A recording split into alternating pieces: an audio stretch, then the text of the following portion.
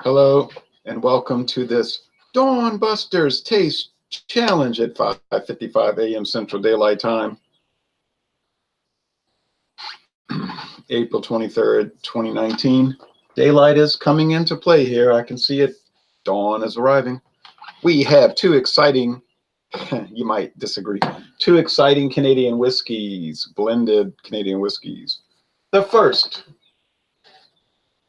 Canadian Hunter, introduced in 1984 by Seagram's, who went out of business 16 years later. This brand was sold to Sazerac in 1989, and Sazerac is still in business. There's also Canadian Hunter Rye. So the Hunter Rye is 90 proof. This is 80 proof. All right. You say, well, that looks like a ancient age bottle, ancient age bourbon bottle. It does, doesn't it? And you know why? Because this is bottled at Buffalo Trace, where ancient age is also bottled and produced. But this is produced in Canada. It's distilled in Canada, but shipped down to the United States of America in the Commonwealth of Kentucky and bottled there. Canadian whiskey with natural flavors. Canadian Hunter. There's like the bottom of a bullet. I can't believe they have that. Bullets.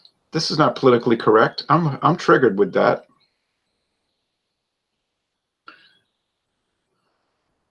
%40 alcohol. This 750 milliliter bottle cost me $8.99. I repeat, $8.99. So there's the antlers, the trophy from hunting.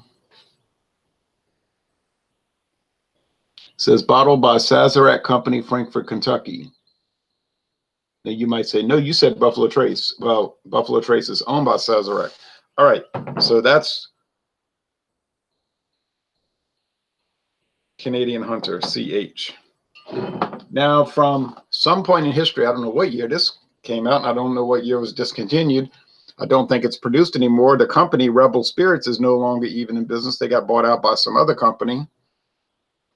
I never did see this on the Rebel Spirits website anyway. It's Heir to the Throne with the strange bottle with the little indentions for holding it. Heir to the Throne Canadian blended whiskey. Okay. So I wish I could give you more information. I cannot. I paid.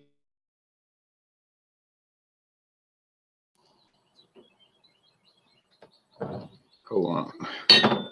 Hit the wire there connecting the camera. I paid like make sure these are plugged in, right?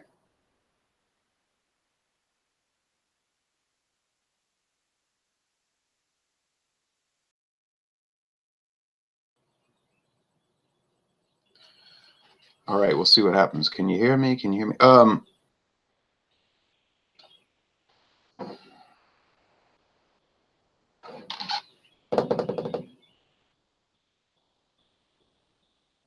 I bought it for like $15.65 at Walmart.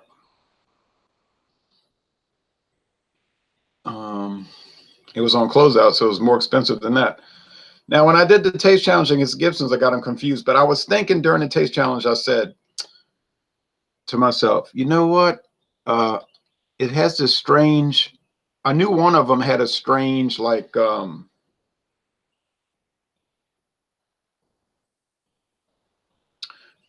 rubbing alcohol flavor. I knew one of them. Just making sure the audio's there from hitting that wire. That should have tipped me off that it was Heir to the Throne. But now I'm going to recognize that. See, that's that little signpost. I'm going to recognize it, and I think I'll get them right.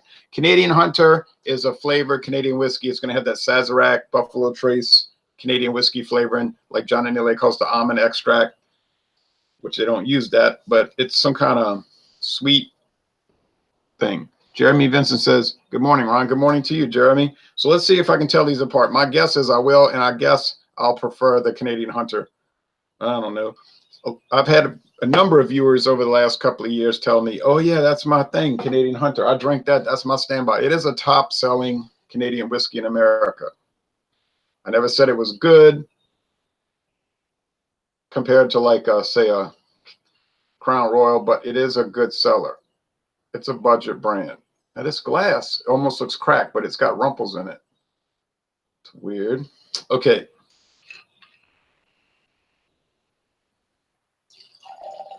Now later today, we'll do the Bacardi Reserva Ocho versus, I think it's Castillo's coming up next. I have to check my records. I got so many, I get confused. And that'll be for Wednesday. I'm not gonna have time to do a Whiskey Taste Challenge Wednesday. I might have to host Wildcard Wednesday beer.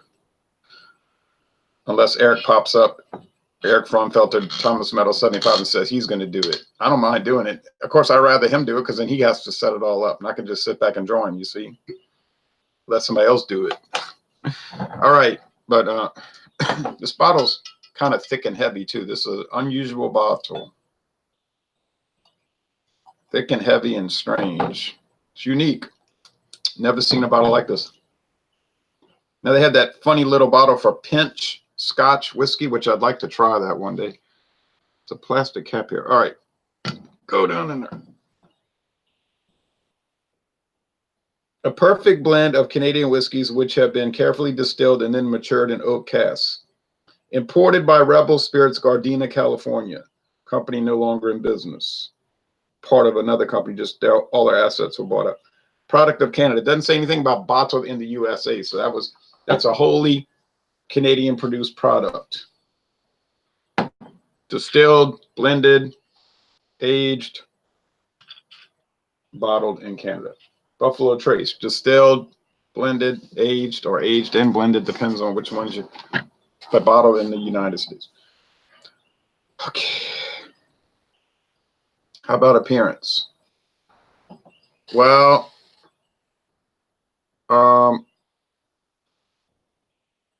I think the one on the left, or it could be your right, because, you know, it's reversed. If you're watching what I'm looking at from my vantage point, it's lighter. So one is a little bit lighter than the other, but it's not a great difference. So I don't have to worry about getting tipped off by the appearance, I don't think.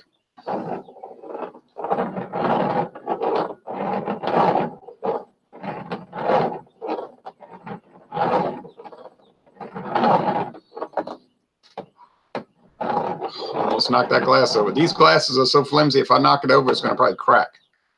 And there's no more of these glasses. I haven't seen them around here for sale, on sale, for sale, offered. I don't know where to go to buy them. Maybe it's probably be some overprice at a whiskey store.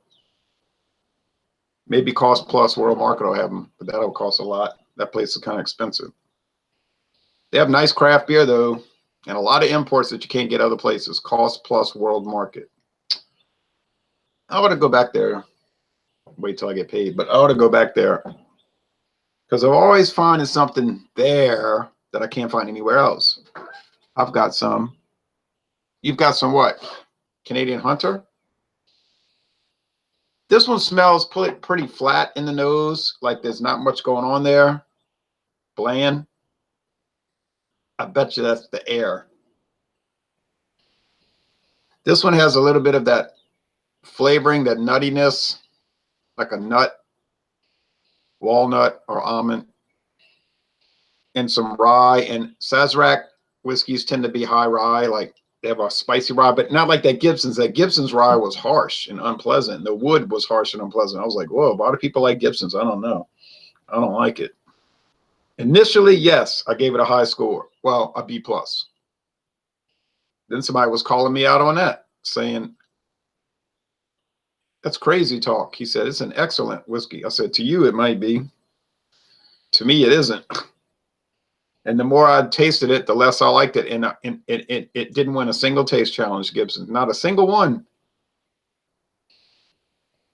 Is that a good argument for it? No, it is not. Okay, so neither one of these tastes like super bountiful, like, oh, all the aromas coming out of this whiskey. No, no, no, no, no, no, no, no, no. Ain't happening. All right. I got a lot of comments I got to answer later. I still got to watch the National League baseball highlights. I watched the American League before I came on here. The White Sox killed the Orioles 12-2. That's not saying much because the Orioles are very bad. Tampa Bay won, though, and that's a big recovery for them because they were going to go down into their typical Tampa Bay, St. Petersburgian collapse. They lost a game last week, and then they got swept by the – then right after that got swept by the Red Sox 3 in a row. And I said, oh. I said, now the real teams are showing up. You know, the little Tampa Bay fantasy world is being destroyed by the real team, the Red Sox, who's going to – you know, they're struggling, but when they come on strong, it's watch out, American League. You're all about to get killed or raided. But we'll see. It's still early. People always say that. Oh, it's early. That's true. It's not as early as it was, though, is it? We're a month into the season now. And the thing that cracks me up is when people say, well, it's an early game. It doesn't count as much as later. I say, yeah, it counts exactly the same. Each game is 162nd of the season, okay? They all count exactly the same. You don't perceive it that way because at the end of the year, you know, whatever, the playoff race, but don't think they all count. You have to be innumerate to not understand that. Small wine glassware. Oh, you have some of these. Oh, yeah. Nice alcohol legs on this swish around. I would have written it. I would have done a written review for Heir to the Throne, except that you can't find it listed anywhere on the review sites.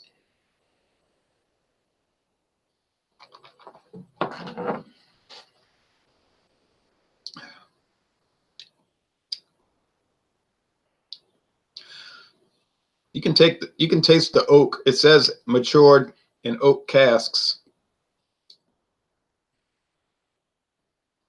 which doesn't really mean much because all Canadian whiskey has to be aged in oak barrels. So, but I guess they figure most people don't know that, so they're going to point out something like, now this Canadian whiskey is aged in oak barrels, and you're like, wow, I'm going to get that one, as opposed to all the other ones that are only aged in oak barrels. This Canadian whiskey is blended, you know, as opposed to all the other ones that are blended. And this one's got coloring. Well, they probably all have, most of them have coloring. Although these are pretty light, so maybe they don't seem pretty light. It'd probably take on this color even in a used barrel. Now, if they have a deep, deep color like a bourbon, you start to say, wait a minute. Starts looking red, you know. Unless it's aged 12 years, that could happen, I guess. But even then, if it's a used barrel, you start to say, I don't know. Okay, that one tastes pretty blah. Not bad. I'm not getting that jackhammer harshness, that sandpaper jaggedness, roughness of the Gibsons. This is just a little dull. Would I pay $15.65 for it? No. Would I recommend you doing it? No way. It's just like standard nothingness. You might say, well, that's Canadian whiskey for you. No, I don't think so. I've had a lot, and they don't just taste like nothing. This one's like, they put it in a pretty bottle with a cork and a nice purple box, you know, make it look like Crown Royal or something, but an unusually shaped bottle. They probably put it out during the holiday season about 3 years ago, you know, Christmas season. But not too many people bid on it. They just ignored it. So then Walmart decided to close it out and never buy it again. And I never saw it again. So I don't know. Doesn't taste bad. It just tastes bland. Might go well in a mixed drink, which is not saying much because a lot of stuff goes well in a mixed drink, since the tomato juice or the orange juice or the cola, you know, just obscure the flavors anyway.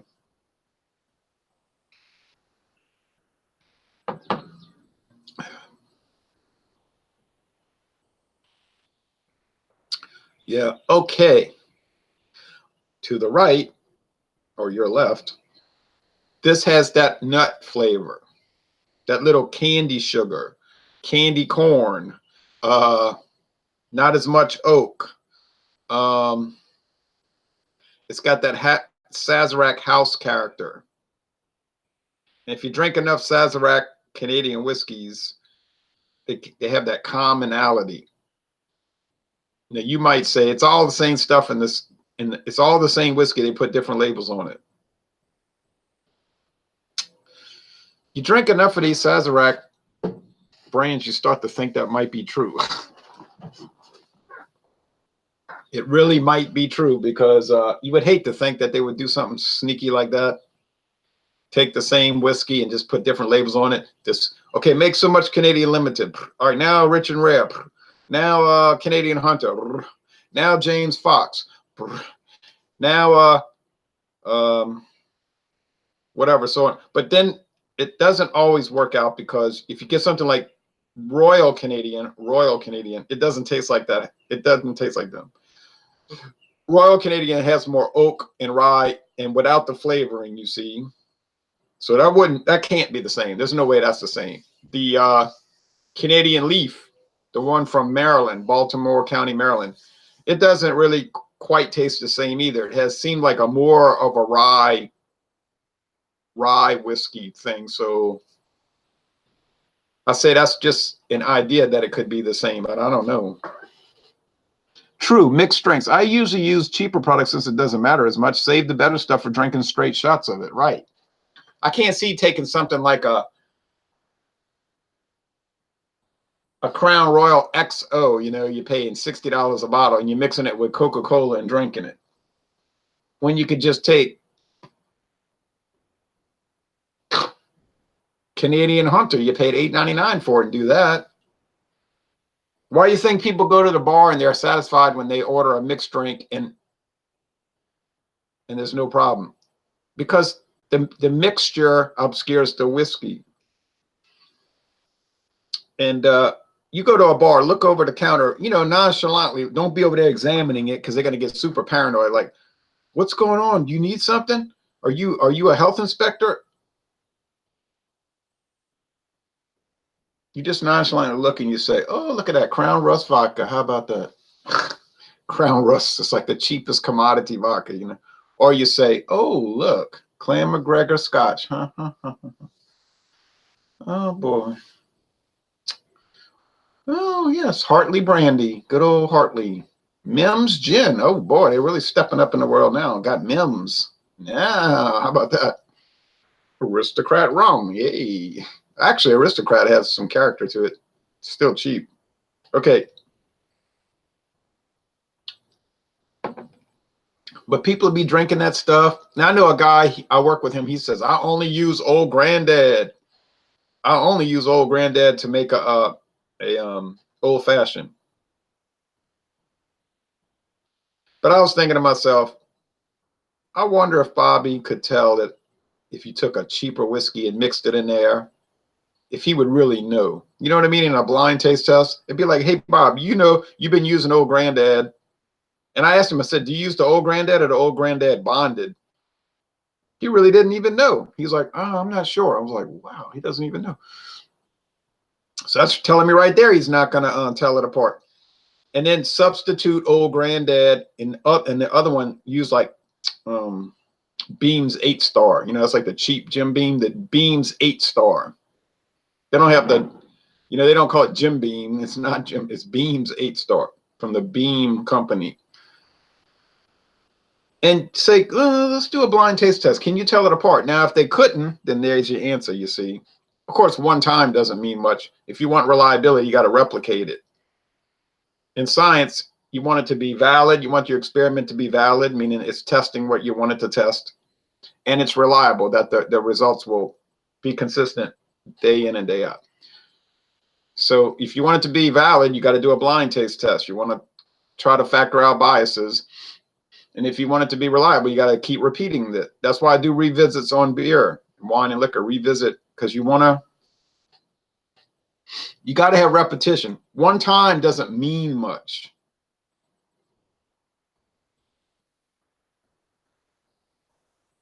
You know, it's just like, it could be it's a tricky thing. Just do it once. I did this experiment one time, it came out this way. Yeah, but how about the other times? Well, I didn't do it again.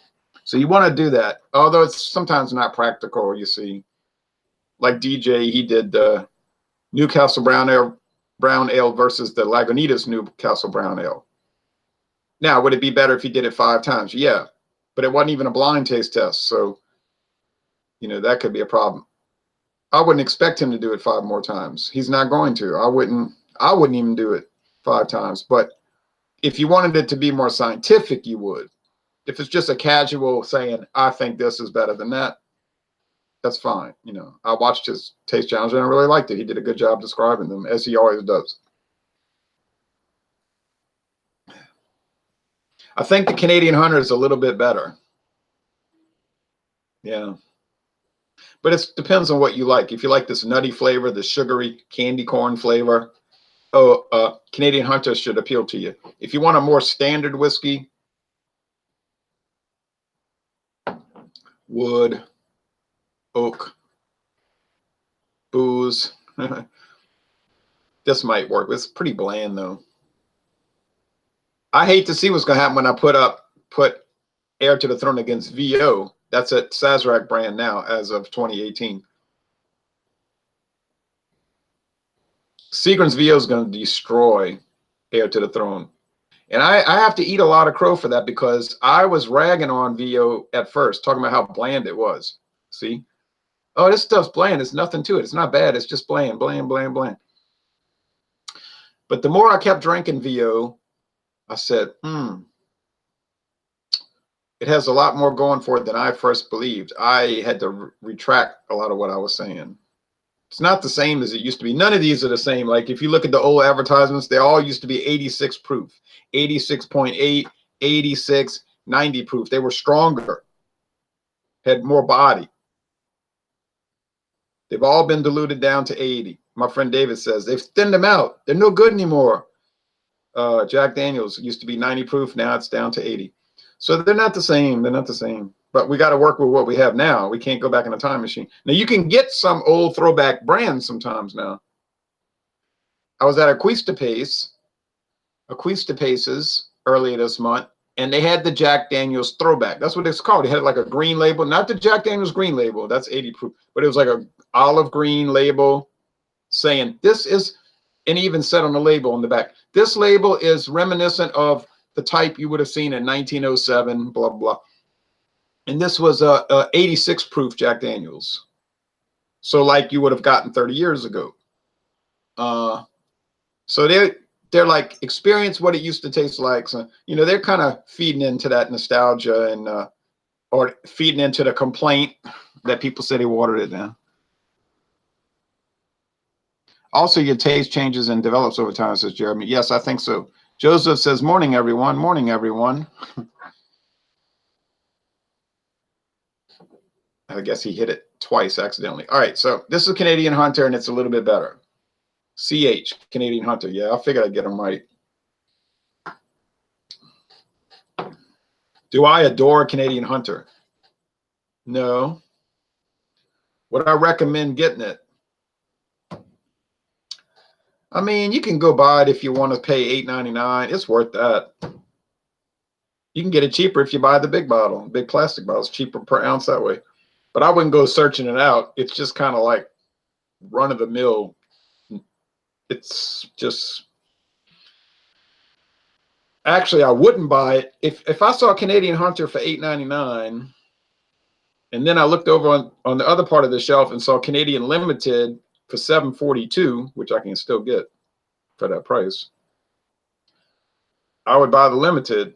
They're very similar, if not the same. You know what I mean? So why not save money? You know, you're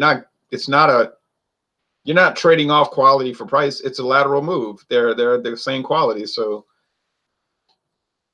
actually, hey, Jeremy says, morning, Joseph. Actually, you want to really save money? Don't buy Canadian Hunter nor Canadian Limited. Okay, don't buy either one. Because if you could tolerate a plastic bottle, and I can, some people can't, Whiskey Scout won't do it. But if you could tolerate a plastic bottle, heck, get Caliber Canadian blended from Walmart or other stores. Caliber, $5.96 at Walmart. $5.96 for the 750 bottle.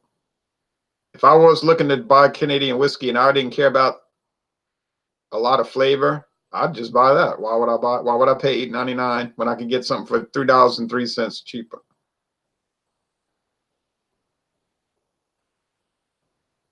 It was, for a second, it was saying the chat was disconnected. Please wait while we try to reconnect you. Successfully connected. Something's wrong with the internet this morning, or with Google or something, because I noticed a lot of glitches, like things not working quite right. So that's not a shock that it went down for a moment. Oh well, I'm going walking half a mile and then I'm going to dust this house, which is so tedious, but I hate dust more than I hate dusting. My grandma used to say that, I hate dusting. But she hated dust worse than the dusting. Okay. Heir to the Throne. I can't. Well, why even say I can't recommend it? What's the point of even saying that? Because nobody can get it anyway. I don't even know why I'm doing these taste challenges. It doesn't make a whole lot of sense. But I'll go through it. I'll go through it just for the exercise purpose of it. Because you learn more as you do more. You know what I mean? The more you taste these things, the more you can get a handle on it. I'm not noticing, actually, I'm not noticing any variation brand to brand on those Sazerac Canadians, okay? Really, honestly, I got Canadian Crest coming up. I got Albertsons coming up. I got Canadian Limited. I got Rich and Rare. They're all, to me, the same. I don't see how anybody could tell that apart. The Rich and Rare Reserve is different. Okay, now that's a higher quality, so that's not the same. But then I got Caliber. It's the same. Now the VO, no. Well, that's Sazerac just bought that. Anyway, Diageo is going to keep producing it for them for 10 more years. They're going to phase it out, and then Sazerac will take over production because they got so much of it aging right now. Some people say it's aged 6 years, so they got a supply agreement with Sazerac. Woohoo! Hey, Ron, good to see you, says Dan. M. Dan. Hello, M. Dan. Steve from Philly says, drinking on it, thinking on it. Yes, I've always advocated that on this channel, that you don't just drink the beer, you think on it. Like Stevie Nicks said in The Blue Lamp, don't listen to her, listen through her. You know what I mean? You say, oh, no, not this stuff again. Drinking beer is not some metaphysical experience. Maybe not for you, but it should be. It should be an experiential thing. You should live the beer more than drink the beer. When you look at it that way, then you could tell them apart. That you can really. Will you make mistakes? Yes. Will you get them confused? Yes. Not often. But will you understand the brands better? You sure will. And Budweiser is the perfect example. That's the ultimate example of people drinking it, but not thinking it. Drinking on it, but not drinking through it. You see what I'm saying? If you have a juvenile approach to Budweiser, you say, oh, bull, bull, bull, bull, bull. I'm a bull in a china shop. I'm a bull in a china shop. I buy craft beer all day. Blah, blah, blah. Look at me. I'm a craft beer guy. And you're advertising that to everybody. And we're very impressed, you see. And then you take Budweiser and you say, oh, nudge, nudge, wink, wink, murmur, murmur, murmur. This is trash. oh, blah, blah, blah. I'm a craft beer guy. Me and my homies were drinking craft beer, and we were talking to Gary Publisto. And you say, who's that? Oh, you know, the brewmaster at Kai Tangaroga Manifesto Brewing. We were talking to him, and he was telling me that when they use apricot and Christmas tree tinsel, it's rectified Christmas tree tinsel in their Imperial Nut Brown IPA stout, that it gives this Jupiter Saturn character to it. And we noticed that right off the bat, of course, because we got certified by the American Institute of Imperial Ale Reviewing. But then you say, well, okay, but all of that's impressive, and I really would like to write it down and save those facts for my own personal use. But you were tasting Budweiser and you just started ragging on and calling it garbage, and you admitted that you didn't know much about it, and you just saying, oh, blah blah, I'm a craft beer guy. You know? So that same person that's doing that could drink the beer and also think the beer. So if they would drink through it, they might start to grasp some things about it that they didn't. You know, they weren't trying to just garner laughs. You know what I'm saying? Just try to like get some chuckles and score some points in the craft beer community. You know what I'm saying? So if you drinking through the products, you might not get a lot of friends from it, but then you might get a lot of experience and more knowledge from it and more ability to grasp the concepts. Okay, ring, ring, ring. Answer the phone, Ron. This is Alcoholics Anonymous. Well, let them call. What do they want? They want advice? Okay, I don't mess around with encounter groups. You know what I'm saying? Anyway, that's that. So it was very interesting. I did a little rant and rave, but I like to do that because I like to think about these things just instead of just going, do this, do that, do this, do that, do this. It's all perfunctory, you know. Taste, taste, taste, taste. No personality. We don't interact. We don't say anything. We play it safe all the time. Everything's got to be safe, safe, safe. So, no, no, no, no, no, no. That's never been this channel. You know that. All right. So anyway, I did the video for let's see. I posted a video this morning for the Mackeson Stout. Oh, what a great stout! Well, I'd like to drink 20 of those, not in a day, obviously, but over a period of time and really get a handle on it. Oh, what a product. Then in about an hour and a half, I'm going to do a review of this Mardi Gras Indian thing. I don't know much about it. I'm going to research it. And then I want to do a taste challenge later today with Michelob Original and Pabst Blue Ribbon, of all things. Oh, I don't suppose it's going to be much of a challenge, but it should be fun and interesting still and all. Thanks for watching this video production. Everybody take care and have a great